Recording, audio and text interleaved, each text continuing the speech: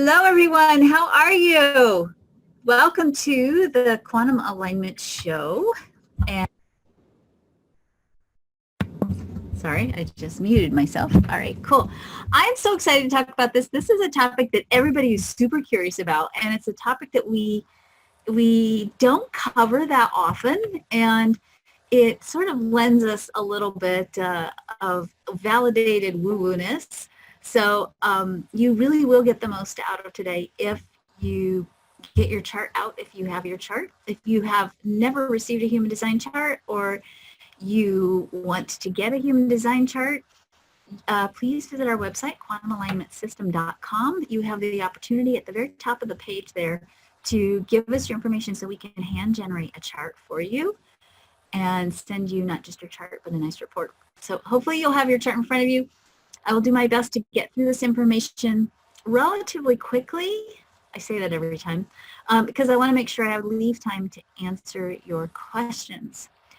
Before we get started talking about intuition, I want to tell you a little bit about my experience with intuition, because I'm not just teaching this information from my knowledge, I'm also teaching it from my experience. And in fact, my intuitive ability is part of what caused me to really explore where intuition was in human design, because when I first learned human design, I was told that my intuitive ability was literally all in my head, both on the chart and also kind of in that way. And it really scared me because I was, at the time when I was first studying human design, working as a professional intuitive, as a psychic. And I was pretty good at it. And I'm saying that not from ego, but I'm saying that really because it surprised the heck out of me that I was good at it. I didn't expect to be good at it.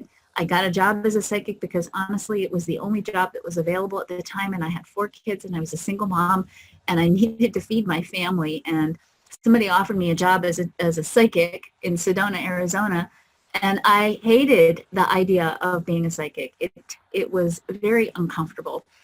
And as I said, I sort of accidentally fell into this job and sort of accidentally discovered that I was pretty good at it. And in fact, I was so good at it that they studied my brain in Tucson, Arizona. They studied my brain to see why my intuitive ability worked the way that it did. I can't tell you what is wrong or right with my brain, but I will tell you that through connecting with a lot of people in the human design community, people who are maybe more on the fringe of the traditional human design community, I got some powerful answers that helped me see that I wasn't crazy and I wasn't giving people information that was not helpful or even hurtful, which was my biggest concern and my biggest fear, because when I was working as a psychic, one of the things that always really struck me was that people who were looking for intuitive information were oftentimes really people in a lot of pain, and they wanted answers, and sometimes the answers didn't come from the places that they were looking. So, and they wanted bigger answers, not just, you know, what's going on with my boyfriend, but like, why is my life like this? And there were some really powerful, really beautiful, very generous people in the human design community, in particular Dr. Eleanor Haspel-Portner, who really helped me see that I wasn't crazy and that I wasn't doing an injustice to people by serving as an intuitive, and that it really was a valid way of knowing. And when I really got comfortable with trusting my own inner way of knowing, I made it part of my purpose to help you discover your inner way of knowing so that you could learn to trust your own connection to source. So and I say connection to source because your intuition is really that. Your intuition is really your ability to be open and in the creative flow of the cosmic order, so to speak, and to be able to leap over your conditioning, your belief systems, the things you think are possible, the more rigid ways of knowing that you've been trained to know as part of your earthly journey. Intuition lets you leap over all of that and connect with truth, with different timelines, different potentials, different possibilities, different sources of information and source. And that supports you oftentimes in knowing more clearly what you should be doing or how you should be responding, or your right place even in the cosmic order of things, so that you don't feel lost or disconnected, or even, honestly, sometimes abandoned by God. Sometimes when we feel like, oh, I'm not getting any support or any messages, or something's not making sense to me, we start to question our connection to source or our value. I want you to get this, because I want you to see this. Most of the time when we're struggling with our intuition, it's really not about, in fact, all of the time when we're struggling with our intuition, it's not about being abandoned by God or not having a connection. It's because we don't always understand the more subtle aspects of how our intuition works and our own unique hardwiring. So without further ado, let's get started. Oops. Okay, hang on a second. I made 2 slideshows. I made one, and then I decided I needed to make a different one because I wanted the other one. I like I wanted to share something different than I started off with. I second guessed myself. How's that? I used my intuition to make the slides. All right, so let's just dive straight in. I've already explained to you that when you have intuitive insights, you're basically taking a leap over your human experience and going straight to the quantum field to pluck information out of the quantum field. I could do a whole hour on just how that works mechanically, but I'm not going to do that today. I could go back and do that next week if you like. Today I want to talk about actually how does your intuition work, and how can you move more deeply into trusting it, which is usually the biggest issue I see with people in intuition. When we talk about intuition, we have to talk about the ways in which we experience intuition, because we are all intuitive, but the way in which we experience intuition is going to be different. Every one of us is going to do it differently. We're going to experience it differently. And many of you are going to have not just 1 or 2 or 3 channels, but you're going to have a whole mix of channels, and you're going to need to learn how to tease out the different channels that you're receiving intuitive information on. And when I'm saying channels, here's what I'm really meaning by this. If you could imagine that you're like a radio, if we still use radios anymore. Do we still use radios? I guess we do, kind of, right? iHeartRadio, right? If you imagine that you are a radio, remember in the old-fashioned days, or this is still true in my car, when you want to turn on to a different station, you have to move the dial, and you have to program basically your radio to receive a certain frequency of energy, right? We're just like radios. Intuitive information is bombarding you constantly, just like radio waves are bombarding you constantly, right? Or Wi-Fi is bombarding you constantly. But the dial that you're set to, and that dial is oftentimes determined by your human design, is going to determine what channel you're receiving the information on. And we receive intuitive information in a lot of different ways. Many of us have really fixed and old-fashioned ideas about intuition. We think, oh, I see dead people, right? Or it's going to be some kind of weird, scary sort of psychic phenomenon that you're going to experience. And it's not like that. It's like that for a very rare group of people. Most of us are getting intuitive information in very subtle, very natural ways all the time, and it's not scary. Something people tell me a lot, that they're scared. It's not scary. It's just a deeper way of knowing. It's that still inner voice that connects you to your right place and the right body of information that you need to have access to as you unfold your life path in front of you. The first intuitive channel is called clairvoyance. This is literally when you have psychic sight. I will tell you that in my entire lifetime, including in the time when I've worked with intuitives and when I've trained intuitives, there are an extremely rare number of people who actually see psychically or intuitively with their physical eyes. That is such a rare phenomenon, and yet I do think it's the thing that people are maybe afraid of the most. So when you start to really move into trusting your intuition, if you are clairvoyant, I literally would lay money down on the fact that you're not going to see some bloody ghost walking across your bedroom. So don't worry about it. It's more like seeing inside of your mind's eye. Clairvoyance, and actually all intuition, is associated with the pineal gland. That pineal gland is sometimes called the third eye. And actually the pineal gland, which is a very small gland inside of the brain, is, when we look at the human design chart, it's the gland that connects your personal life story with your cosmic life story. It's actually where our intuitive insights happen, but it happens in a lot of different ways. That pineal gland actually has rods and cones in it, just like your physical eyes do. It can perceive light, and it does have, to a certain degree, its own sight.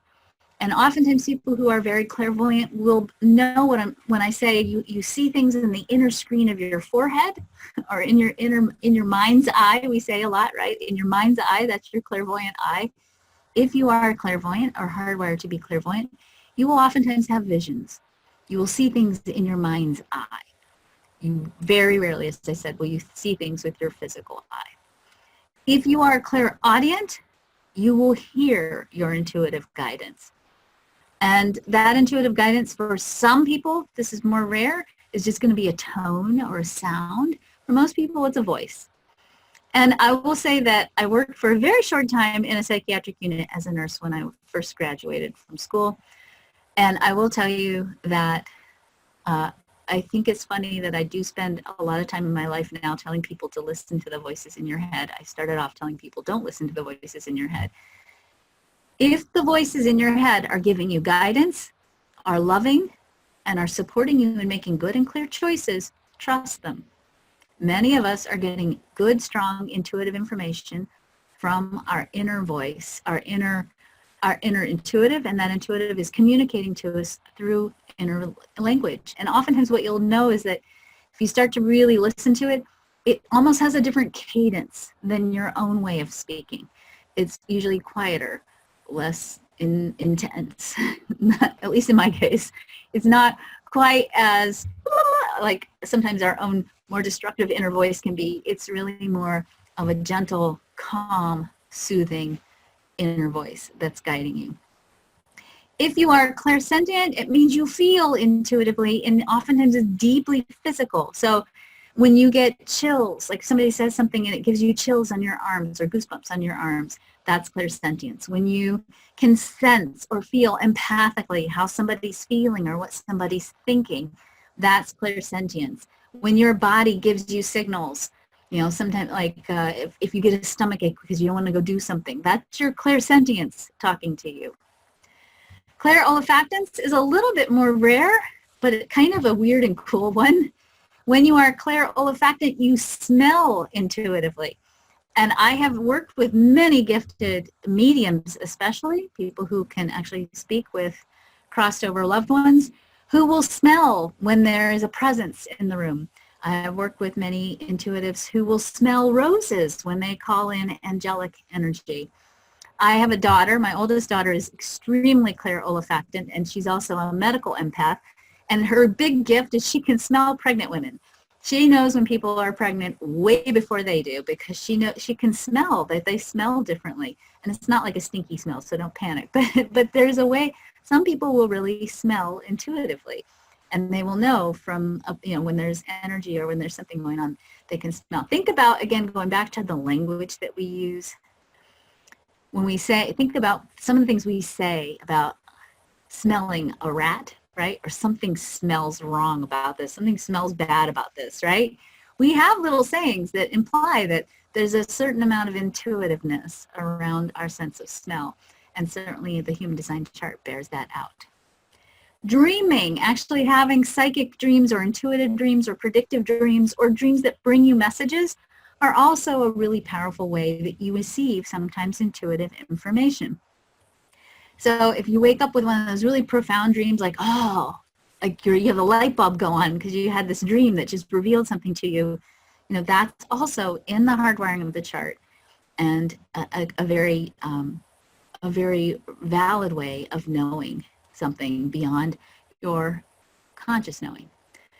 Claircognizance is another intuitive channel. This is oftentimes the one that trips people up the most because it's knowingness. Meaning when you are claircognizant, you know.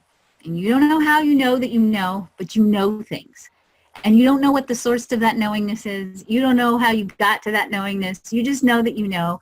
And sometimes that knowingness can really make you feel a lot of self-doubt because we want proof, right? How do I know this? And then we discount the knowingness until in hindsight, we're like, dang it, I knew it and I should have done that, right? So, all right, when we look at the human design chart, we see that there are 3 sources of intuition, and I kind of want to just walk through those for a minute. The first source, the first source of intuition is your spleen center, and I don't have a slide for that, so let me just show you this.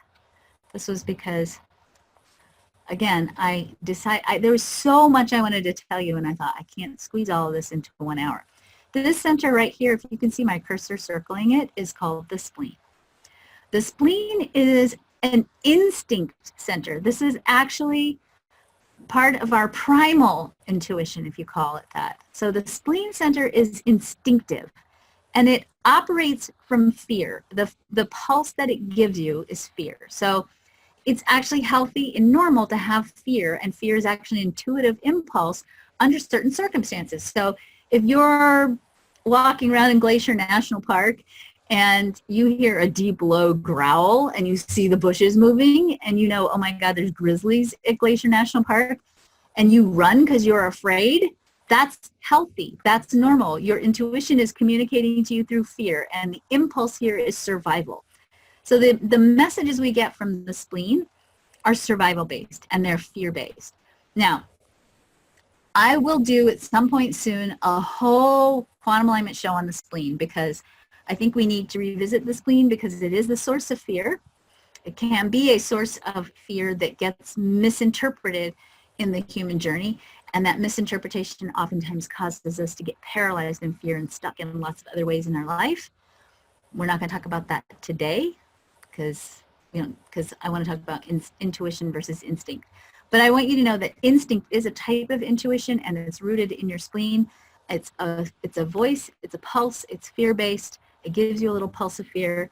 It usually only tells you once, maybe twice, a little bit louder, and then because it's very time limited, you're not going to run from the bear or be afraid of the bear for days to come, because the bear's not going to hunt you down back to your lodge room, your hotel room, or your room at the lodge, right? It's a one-time survival-based, action-oriented message that it gives you. The next source of your intuition is the openness in your chart. Wherever you have an open center in your chart is where you're taking energy and information in. And that openness is giving you information about the people around you. And openness to a certain degree tends to be very clairsentient, meaning you feel it, especially if you have an open solar plexus or an open G center. You'll feel what's going on with someone, or you'll feel what's going on in the environment around you. I call actual intuition, and I don't like referring it to that, but I'm just saying intuition that goes beyond the mechanics of your human design chart. So instinct is kind of mechanical. Openness comes from the mechanics of you being in somebody else's aura. Intuition, which is going beyond what you know and understand and reaching into what I call the supermental realm of archetypes, or you can also call that the quantum field. Reaching into the quantum field by bypassing your conditioning, your old beliefs, your traumas, your whatever is keeping you stuck. Actual intuition is in the design. Your ability to transcend your human story and to go beyond into a different place of knowingness is what I'll call your actual intuition. Now, before I show you the next slides, because I know what's coming, you're all going to whip out your charts and I'm going to show you something in the slides and you're going to go, but I don't have this. I'm not intuitive.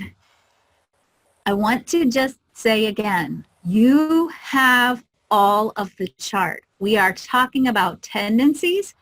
When I talk about tendencies, I'm referring specifically to your definition. The things that are colored in on your chart are going to represent something that you're going to be more likely to experience. It's a way of being intuitive that you're more likely to experience.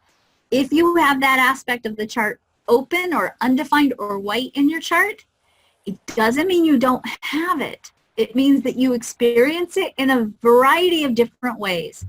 So it won't be as consistent or fixed, but you still have the potential to experience intuition in that way because you're going to get it from the people around you. You're going to borrow their energy in your openness. You're going to take their energy in, and it's going to cause you to experience your intuition perhaps in a different way than you normally experience it. So we're talking about the human condition in general and all the different human channels. I do want you to pay attention to where you are defined. I'm going to lay money down on the fact that at the end of this call or this show, there's not going to be a single person listening who's going to go, well, I just don't have any of that in my chart. I guess I'm not intuitive. I'm going to cover something that you will probably all have in some degree, to some degree. We're really not looking at, am I intuitive or not? That's not the question. We're really looking at the question, how am I intuitive? That's what I really want you to focus on, because I don't want you to walk away thinking you're not intuitive, because we're hardwired to be intuitive. And if you don't have anything defined in your chart that I'm going to talk about, which is unlikely, it doesn't mean you're not intuitive. It means you have a huge variety in the ways in which you can experience your intuition, and you're actually here to be very wise about your intuition. So the first way, the first part of the hardwiring in our chart that gives us clairvoyancy is in the top 3 gates of the head center. That's the 61, the 63, and the 64. And we actually have currently a long-term transit of Pluto.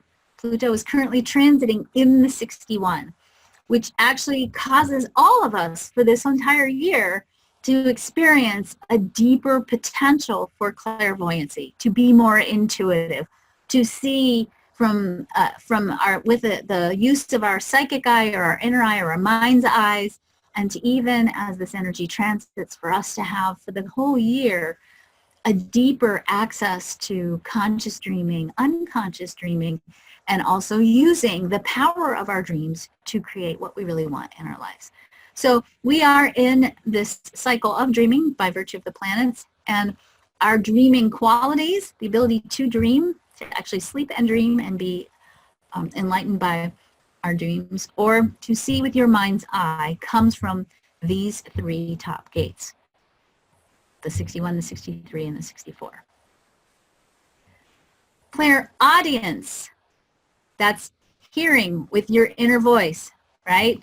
Clairaudience is very much associated with the knowing circuit or individuality in the chart, okay?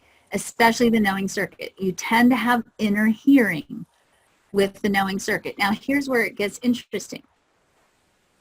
If you have any of the knowing circuit defined, and you will not have this whole circuit defined in your chart, okay? You will have parts of it.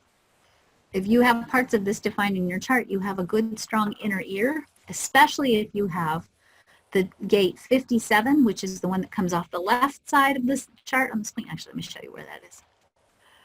If you have the 57 right here, or the 22, these are actually ear gates, right? If you have the knowing circuit, not only do you have clairaudience, but you also have claircognizance. You know. It's called the knowing circuit because you know, and you don't know how you know that you know, but you know. So the knowing circuit is very clairaudient. It has a very deep auditory component to it. By the way, clairaudience can also be hearing something in people's voices. So you might, let's say if you were a coach or a therapist and you were listening to people all day long, if you were clairaudient, you might also be able to hear what's going on with people based on their tone of voice. So, or if you're a mom or dad, you know, when your kid calls and you're like, I can hear it in your voice, you're not okay, right? That's clairaudience as well. So that's that being attuned to sound and being attuned to inner knowing, clairsentience. I'm sorry, not clairsentience, claircognizance, clairaudience and claircognizance. Okay, just keep going. All the individual circuits here, the centering circuit and the integration circuit, also deeply clairaudient circuits. Okay, clairaudient. The 3457 also is like the super clairaudient channel in the entire chart. In fact, I often find people with this particular channel in their chart are sound engineers. They have such an inner intuitive sense of sound and what sound should be like and what sound should sound like that they can intuitively make sound be better. So my sound engineers oftentimes will have this channel. These are the people too, if like the internet is wonky and the sound is, you know, if there's like background noise, if you have this is a very difficult channel to have when there's background noise. So this is, again, another profoundly clairaudient channel in the chart. Again, this is where inner hearing happens. The gate 22 is one of the gates of the inner ear. So this gate 22 as well. Clairsentience.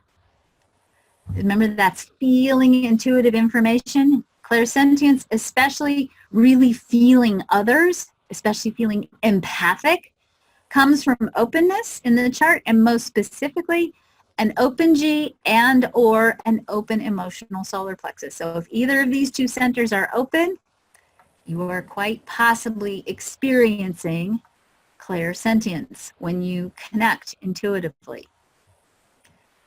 Clairsentience is also associated with the sensing circuit. By the way, if you want to learn more about the circuits, my book, Understanding Human Design, goes through all the circuits and the themes of the circuits, as well as the channels and the gates. So clairsentience is, as I said, feeling information, and the sensing circuit is all about understanding the world based on how it feels. So you're kind of hardwired to be clairsentient when you have pieces or parts of this circuit defined or colored in your chart. You will have extra clairsentience if you have this 1949 channel, and that means either one of the gates. So you can have the 19, which is the bottom one, or the 49, which is the top one, or the whole channel can make you extra clairsentient. This 1949 is called the channel of love and marriage. It's the energy for intimacy. It intuitively senses needs. So when you have this energy, you have the ability to intuitively sense, what do the people around me need? And so you may feel very much intuitively connected to the people you love, and you may really be attuned to what's going on with them emotionally and what do they need. The other part of this channel is this is a channel that actually connects us with mammalian circuitry. Mammals do not have the 49, which is the top one, but they do have the 19. And we connect as humans with mammals in this particular channel, because mammals have a different chart than we do. People who carry this energy, not only are they profoundly sensitive, if you have a kid with this channel or a kid with any of these gates, this is the kid that the seams of their sock are going to bother them, right? Or if you change the brands of oatmeal, this is the kid that's going to be like, Mom, what's wrong with the oatmeal? I have a daughter who has this. She's the half of this. And when she was really little, I used to have to cut the tags out of all of her shirts, or we had to buy clothes at Goodwill because the clothes we bought at Goodwill were soft enough that she could wear them and they didn't scratch or itch her, until she got a little bit more sophisticated, and then she decided she couldn't wear the clothes from Goodwill because she could feel other people's funky vibes in the clothes. So that was my adventures with that kid.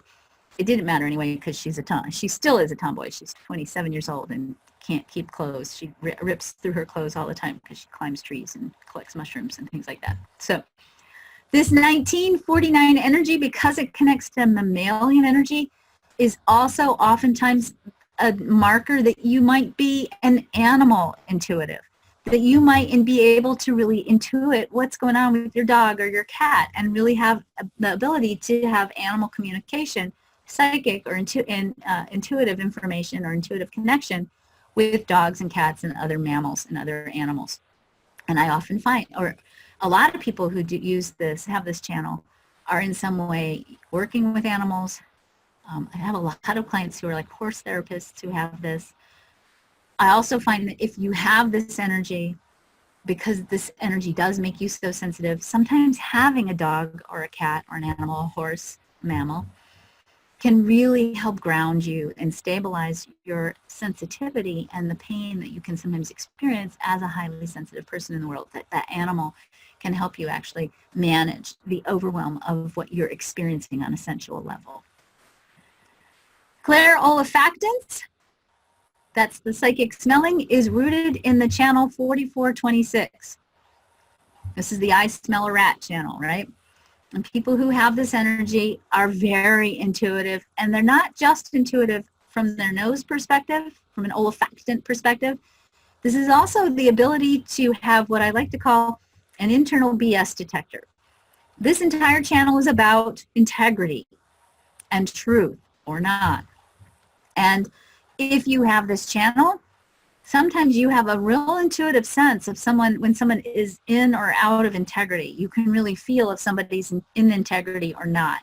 And so that gut level feeling sometimes about, something's off in this situation, I don't know what it is, or I don't trust this person, I don't know why, it just doesn't feel right. If you have this, well, actually we all have this, but if you have this defined, that's one of your gifts. If you have this open, it's still one of your gifts. It just might not be as consistent. You might experience it in a variety of different ways. So this is integrity and truth, and BS detection is also here in this channel. Claircognizance, remember I said claircognizance is psychic knowing. You know that you know, you don't know how you know that you know, but you know. And really this is probably, I think, the biggest challenge when it comes to understanding how your intuition works. If you have this in your chart, if you've got knowingness, claircognizance in your chart, because we are all so very deeply trained to be logical, and logic wants to know what's the pattern, and logic wants to know how do you know this, because logic by nature is doubtful and suspicious. And when you have a lot of logic in your chart, you can feel doubtful and suspicious about everything, because if you think about science, which is logical, science always starts with a hypothesis and an experiment, and the experiment and the purpose of the experiment is to determine whether something is true or not, whether the patterns hold or not.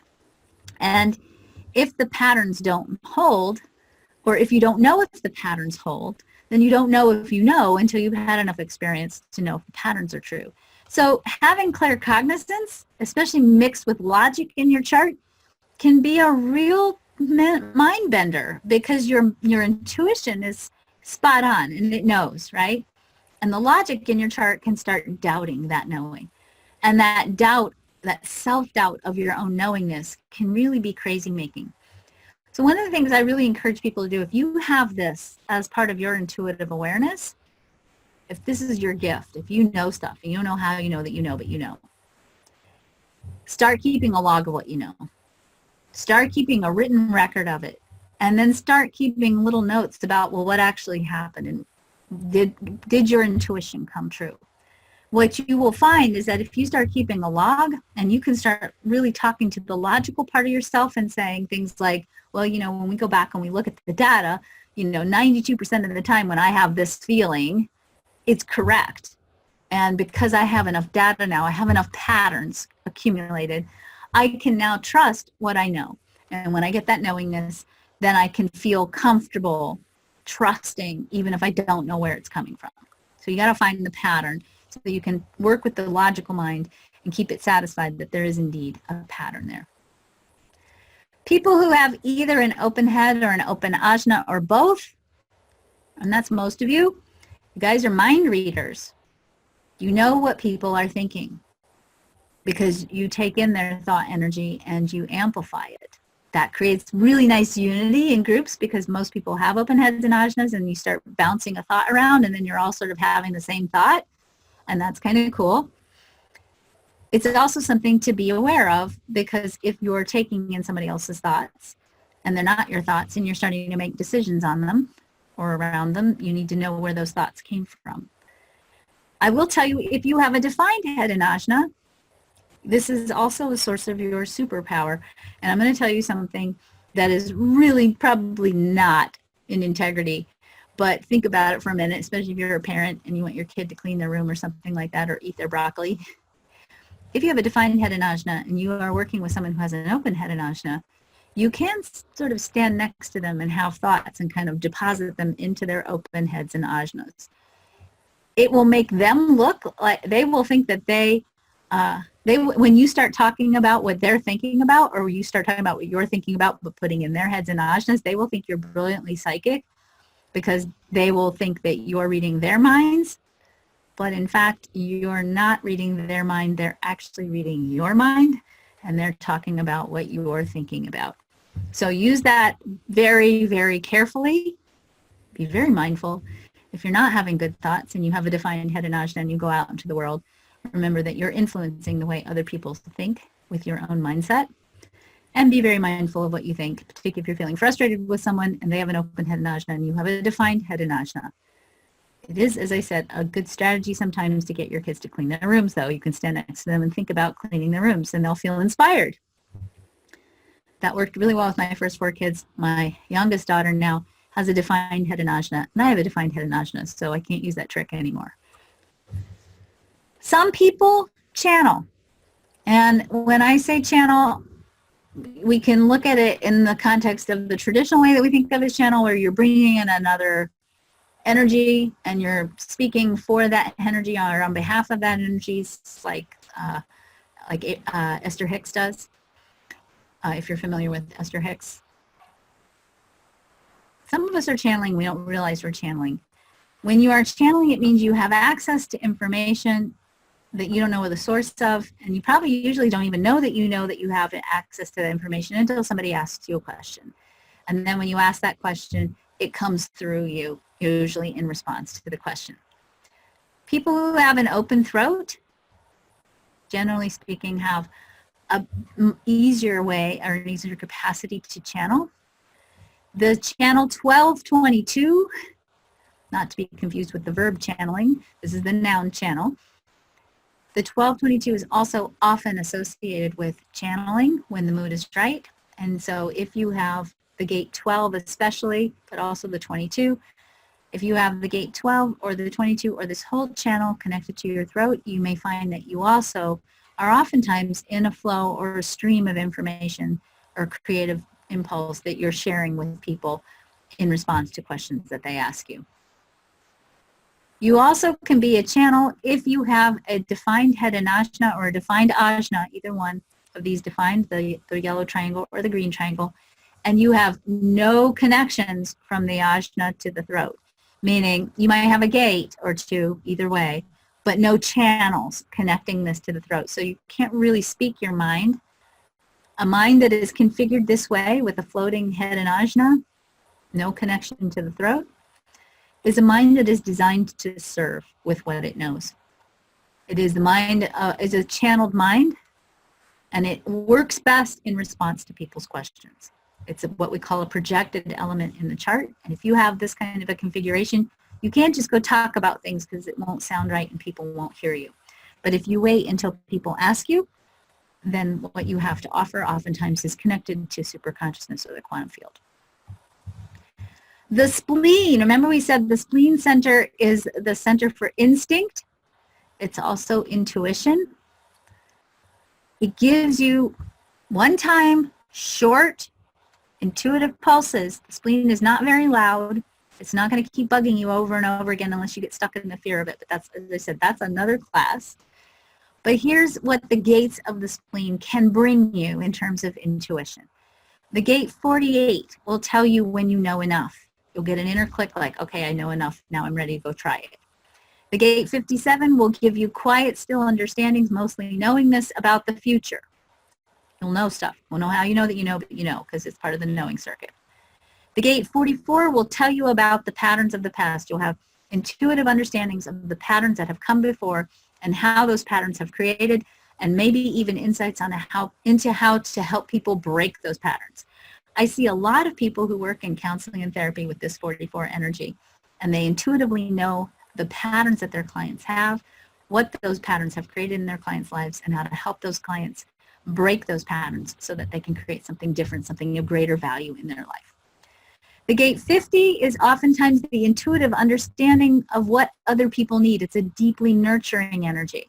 So when you have the gate 50, sometimes you can intuit what someone needs before they even know they have a need, which can make for codependency sometimes if you're not careful.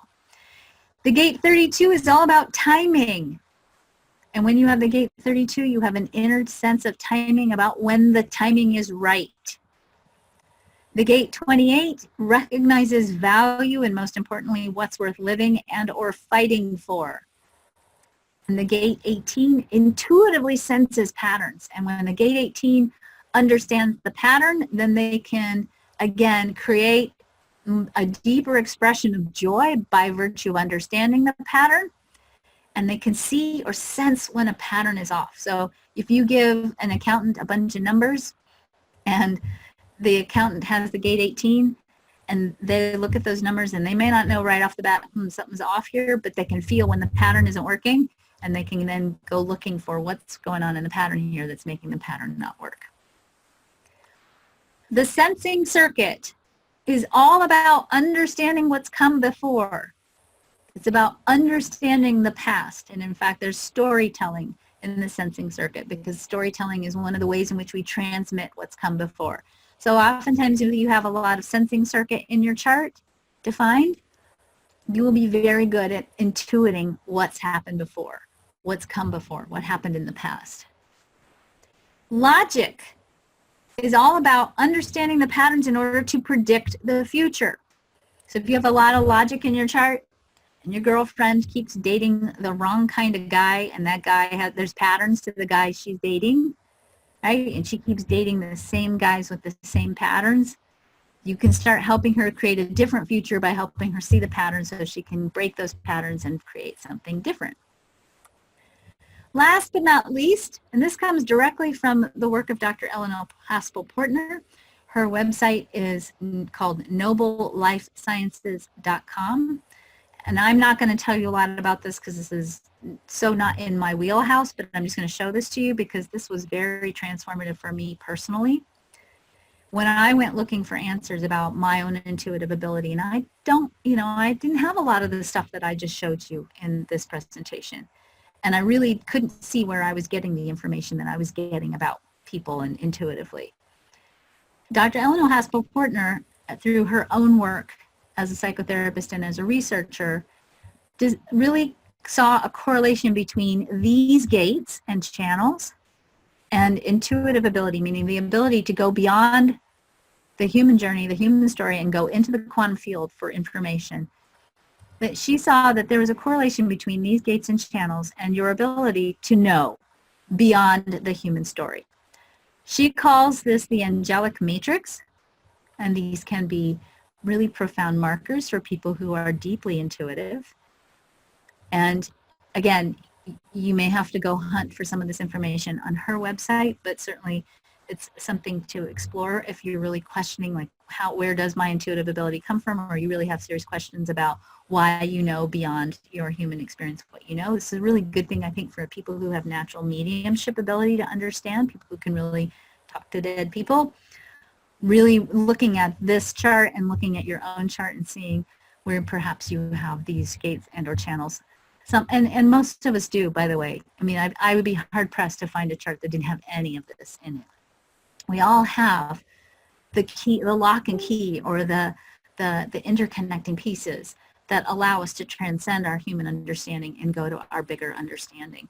And some of that bigger understanding is contained in these gates and channels. So that's it. That's all I have for today, except that I do want to say for you guys, if you want to learn more about your intuition, I do have a program called Intuition by Design.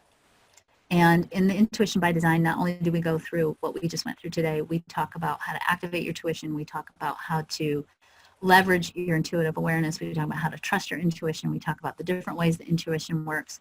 We talk about physiological things that you can do to actually make your body more receptive to intuitive information. It's a program. Kristen, I forgot, how much is that program usually? Do you remember? It's I think it's usually $497. I think it's $497 too. That's what I was going to say. So this program is now on sale until next Thursday. For $97. So I just want to show this to you. Let's see if I can find it. We have a brand new website, which is kind of, don't tell anybody, it's sort of a secret still. But I'm going to show you the new website. And if you go to quantumalignmentsystem.com and you go to the store, see if I can find it. Oh, look, see, it's easy to find because you'll see it has a little sale button on it. So if you scroll down, if you go to the store, click on the store, go to the general class, go to the Human Design Intuition by Design program. It's normally $497. It's on sale until next Thursday at midnight for $97. That's a pre-recorded home study program. And if you order it, I will also do a live Q&A for anybody who buys it in the next week. We'll do a live Q&A. We'll look at your chart and we'll explore your intuition and how your intuition works And we'll talk about techniques and strategies and things that you can do to really trust your intuition more deeply, which is really the key to it. People think they need to know how their intuition works. It's not that you need to know that. It's that you need to know how to trust it. And that's really the big, that's the big piece that really holds people back a lot. We are so trained to need to know with certainty and to have proof because we're so deeply conditioned by logic. You know, every way you've learned probably has been logical. In school, it's logical. Science is logical. The way we understand things is logical by training, but yet most of us don't. I would say a third of you are very logical by design, 2/3 of you not so much. And those 2/3 of you who are trying very hard to be logical and understand your intuition using logic, you're really working against yourself, and you owe it to yourself to really explore, how am I hardwired, how does my inner wisdom work, and how can I access it more deeply? Because it's a vital thing to be able to trust your intuition, your own inner knowing. You are designed to be able to transcend this human experience and to get clear about where your right place is in the cosmic plan, and to get access to information that not only keeps you safe, but also allows you to express the full expression of who you are. And if you don't trust that information when you get it, sometimes you're stopping yourself short from being able to receive what you need, the guidance, the insight, the awareness, the love even that you need to receive to move you to where you need to be next in the unfolding of your life path. So, all right, good. I did it. I hardly ever finish before the hour, and I'm finished before the hour and then some. So I'd love to hear your questions. So Okay, we have a question on Facebook that was really good. Mary Pat, oh wait, where did I put it? Hold on. All right, Mary Pat says, I know I have good intuition. It is mainly claircognizant. My question is, my authority is emotional solar plexus, and I have been taught to wait through the complete wave. I have both tribal and individual, so my wave is long. I have previously made decisions checking in with my higher self, having trouble merging decision making with the emotional solar plexus. Any decisions or any suggestions? Okay. That is such a great question. So let's explore this. And I'm going to try to break this down really carefully. I would lovingly and gently say, when you are making decisions, follow your strategy and your authority.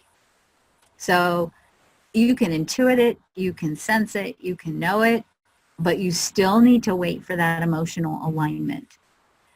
Your intuition, though, is going to help you with other aspects of what's going on in your life. Like your intuition might say, if it's instinctive, don't take that vitamin. That vitamin's not good for you. Your chiropractor might give you a prescription for a vitamin, and you go to the store and you find the vitamin and you're like, I don't know, right?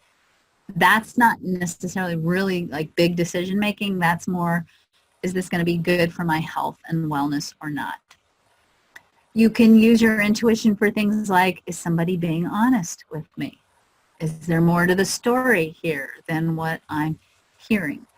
You can use your intuition to read the news and go, I don't know, something doesn't seem right about this, right? You can use your intuition about, what should I bring if I'm going to go on a trip? You know, sometimes you can, you will stand in front of your closet and go, what do I need to bring for my trip? And then something inside of you might go, bring your raincoat. And you're like, I don't want to need my raincoat. I've got the weather report says no rain, but your intuition is like, bring your raincoat. So you pack your raincoat. So it's a little bit different. I would use it a little bit differently than I would if I was going to make a big decision. I hope that makes a little bit of sense, Mary Pat. And I certainly would say that I would encourage you, especially because that's a lot of complexity. That's a lot of moving parts in a chart that you have, it sounds like. And if you've got, this intuitive awareness and this authority stuff and the strategy stuff going on, and your decision-making strategy and your authority and your strategy for your type is slow, but your intuition is quick, that's a little bit of what I would call a conundrum in a chart. And I will say that every chart has a conundrum in it, meaning every chart has elements in it that seem opposite to each other. And those conundrums are there to teach us and learn, and they're actually usually played out in multiple layers in the chart. To me, that sounds like an interesting conundrum, and that conundrum might be setting you up, and I'd have to look at the rest of your chart to really explore discovering over the course of this lifetime, trusting yourself or trusting source or both. That's what my sense is, but I can't see the whole, obviously I don't have access to your whole chart, so I'm guessing, but that's what I would be guessing from that. So. Awesome. And then what if you have a gate in Chiron? Does that change the intuition? Does it amplify the intuition? It doesn't change it. It makes it challenging. Your Chiron, and not when I say challenging, please don't read that as negative. Your Chiron is your part of your spiritual definition in your chart. Meaning when somebody asks me what's my spiritual life purpose, I will look at Chiron because what's defined in Chiron tells you a lot about your spiritual purpose. And if you want to learn more about Chiron, last year, and if you look on the Facebook page over in the videos, I did a whole series of videos about Chiron placements and what they mean. And Cindy actually went through and cataloged all of the Chiron placements. So you can watch the video, find where your Chiron placement is, and just fast forward to that point. But Chiron is designed to poke us. It's designed to get under our skin and to give us challenges, and challenges that we experience over and over again as we up-level and grow and evolve until we get to be about 50. And at 50, we hit that point where we master whatever that challenge is. And from that mastery, that becomes part of what we're here to teach the world. So somebody, I didn't see it, just flashed on my screen for a second. Somebody just posted that their Chiron is in the 22. Mine too. That's why I have it tattooed right here on my arm. The 22 is grace. So that means your challenge is about trusting your own inner voice, right? And also understanding that when you stay in a place of service, you will be given all the resources you need to do what you came here to do, to fulfill your life purpose. And when you stop wrestling and struggling with that, and you learn to trust yourself and to trust God, that's the 22, then you get to teach the world how to do that. Then that becomes part of your purpose. Once you master it, then it becomes part of your purpose. If you have a Chiron gate placement that is intuitive, or if you understand the nature of the intuition of that gate placement, then it helps you explore for yourself. I would invite you to just explore for yourself. Where do you wrestle with that theme?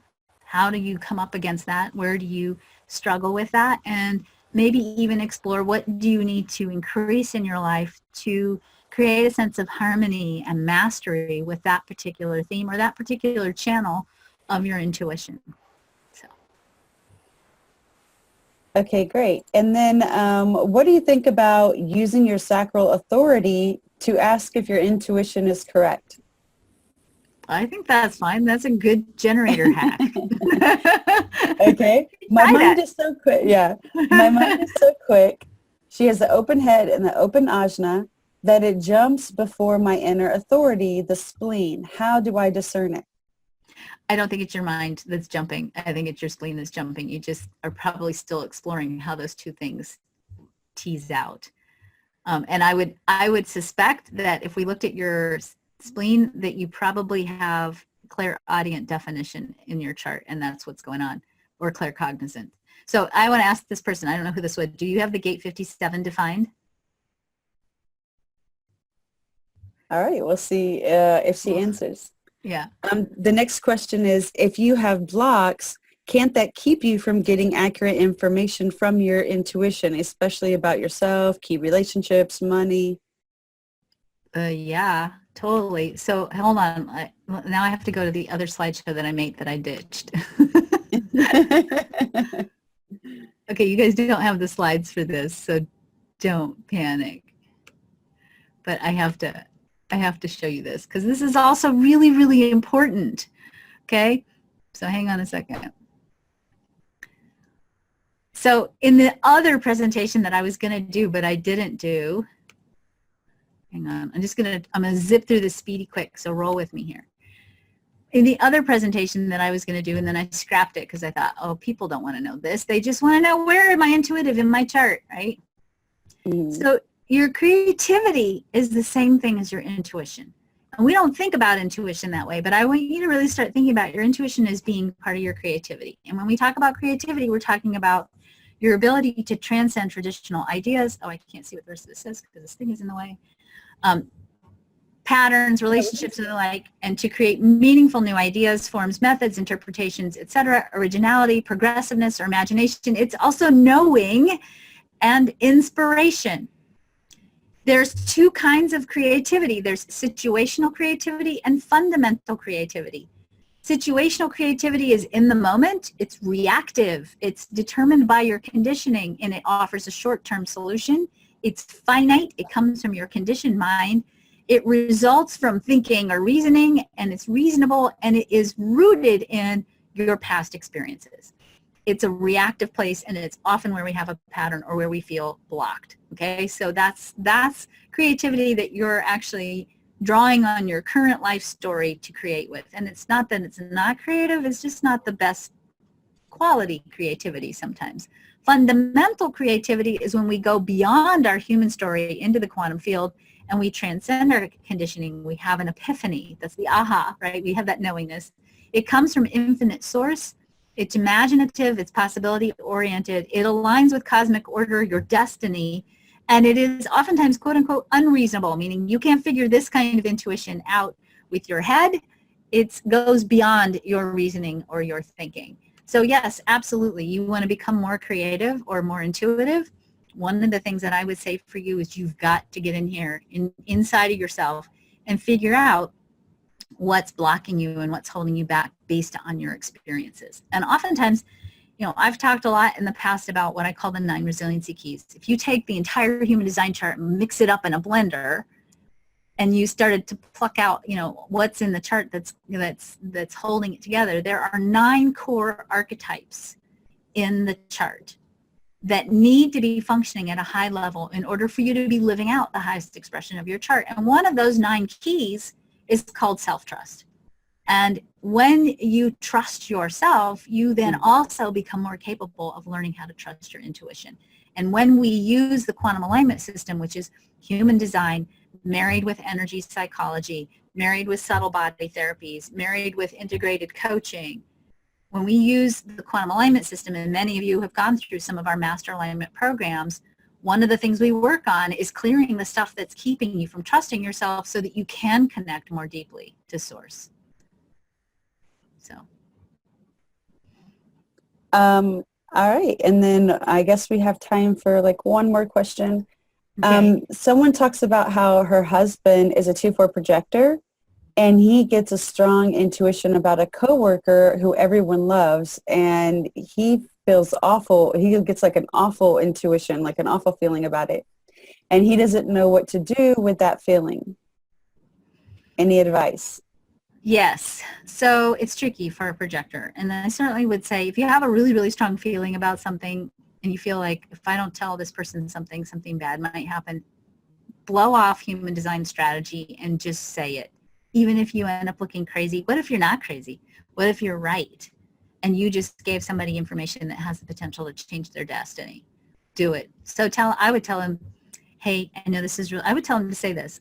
I know this is a little strange, but I just have this deep intuition about something related to you, and I really love you and appreciate you, and I really just want to share this with you. That's if it's a warning kind of a thing. Now, if your intuition is like, this guy isn't everything he seems like, I don't know, everybody loves him, but something's off. If he's like having that kind of intuitive awareness, I would sit back and just wait for a little bit and let time reveal what's next, but to trust yourself. Good? Good. Do we have time for any more? Karen? Yeah, I'm sorry. I was reading that question from Gina. I was like, wow, that's an advanced question. Yes, one more question. Do you want to just take that one that you read? No, I would say, Gina, I would say frequency holding. I would say if you're a frequency holder, you're a projector, or you're in some way working with the emotional solar plexus and the gate 55. But I would even say I don't even want to generalize that much, because I think there are people who on a soul level beyond human definition are holding frequencies. But definitely the projectors, that's their day job and their night job. So good. All right, next question, Kristen. One more. All right. So whenever you have the gates that you talked about in that are intuitive, either like the knowing circuits or out of the spleen, if those are in higher planets, what does that mean as regards to like lower planets like Pluto? It doesn't really make any difference, except that it's going to, I mean, it makes a difference because you're going to live out the theme of it differently, but whether it's a higher or a lower planet, or a more personal planet, or a generational planet, that and then it starts to get into a whole nother wormhole. But bottom line is, if you have it defined in your chart, you have it. Don't worry about what planet it's in. If it's in Mars, if it's in Saturn, or if it's in Chiron, it just means you're going to be wrestling with it as part of your soul curriculum. All right, good. Awesome. All right. I don't use a technique for protection because I don't believe that there's anything out there that's scary. So I don't have techniques for protection. I do honestly have a deep love affair for crystals. Maybe that's what it is. I could just start showing you all my crystals, but and I won't even go there because that's a whole nother obsession. I just want to say to you guys, first of all, thank you all for joining me. I hope you learned something. Thank you, Kristen, for helping me out. Tomorrow in your email inbox, you're going to be getting information about an upcoming retreat at Ojo Caliente, which is a sacred healing hot springs in New Mexico, where I will be doing a live retreat. We have room for 10 people in late April. So if you're interested in coming and hanging out with me and my business partner and friend, Michelle Vandepass, digging deep and exploring your creative well and bringing out the depth of who you are in its full self-expression. If you have a project or something in your life that you're really wanting to ignite and get launched, this is the retreat for you.